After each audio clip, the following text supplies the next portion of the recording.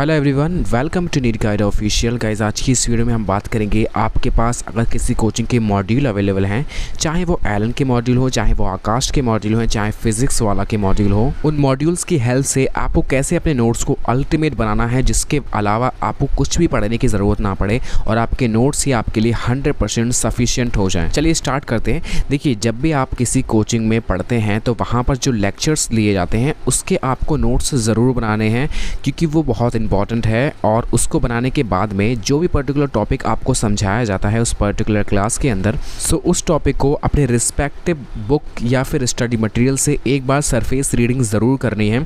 ऐसा करने से क्या होता है, जो चीज़ें उस टॉपिक में आपको जानना ज़रूरी है, जो अगर बाई चांस टीचर ने क्लास में मिस कर दी हैं, वो आप घर पे आकर के कंप्लीट कर पाएंगे। और दूसरी इंपॉर्टेंट चीज़ ये है कि जब भी आप कोई कॉन्सेप्ट क्लास में पढ़ते हैं, एक बार घर पर आकर के जब आप उसे किसी और रेफरेंस सोर्स के साथ पढ़ते हैं तो आपका माइंड उस कॉन्सेप्ट को एक अलग ही फॉर्मेट में याद रख लेता है, जिसे हम माइंड की खुद की लैंग्वेज कहते हैं, और वो आपको ज़्यादा लंबे टाइम तक रिटेन रहता है।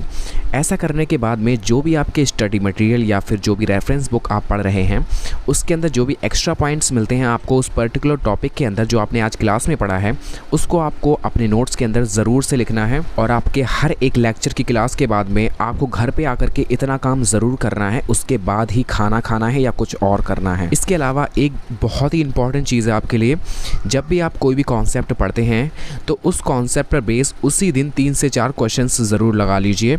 ऐसा करने से वो कॉन्सेप्ट और भी ज़्यादा स्ट्रॉन्ग हो जाता है आपका।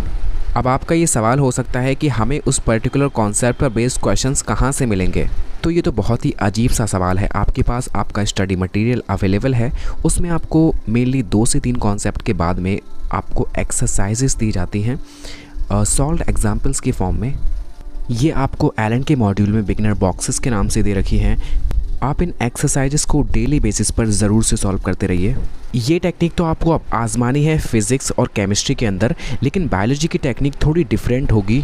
बायोलॉजी के अंदर आपको आपकी जो एनसीईआरटी है उसको बेस बनाना है, और जो भी आपको डेली की डेली आपको क्लास में पढ़ाया जाता है उसके नोट्स लेने के बाद में आपको घर पे आकर के एनसीईआरटी पढ़नी, कोई भी स्टडी मटेरियल या बुक पढ़ने की ज़रूरत नहीं है बायोलॉजी के अंदर। स्पेशली एनसीईआरटी की उस पर्टिकुलर टॉपिक की एक सरफेस रीडिंग लेने के बाद में आपके नोट्स में जो भी एक्स्ट्रा पॉइंट्स लिखवाए गए हैं उसको आपको एनसीईआरटी के साइड में नोट करना है।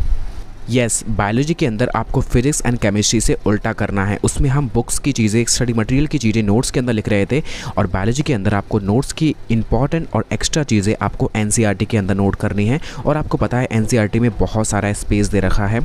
आई होप कि आपके पास नई एनसीईआरटी होगी, सो आपको आपकी सारी की सारी इंपॉर्टेंट और एक्स्ट्रा इन्फॉर्मेशन को आपकी एनसीईआरटी में नोट करना है। ये बात ध्यान रखिएगा। आई होप कि आप समझ गए होंगे कि कैसे आपको अपने नोट्स को बिल्ड करना है अपने स्टडी मटेरियल के थ्रू। इसके अलावा भी अगर आपका कोई डाउट है तो कमेंट सेक्शन में ज़रूर लिख लीजिएगा। मैं इस वीडियो को ज़्यादा लंबी नहीं बनाना चाहता, आपका टाइम वेस्ट नहीं करना चाहता, इसलिए आपसे विदा लेना चाहूँगा। उससे पहले आपसे रिक्वेस्ट है कि अगर आप इस चैनल पर नए हैं तो अमेजिंग वीडियोज़ के लिए इस चैनल को सब्सक्राइब ज़रूर कर लीजिएगा।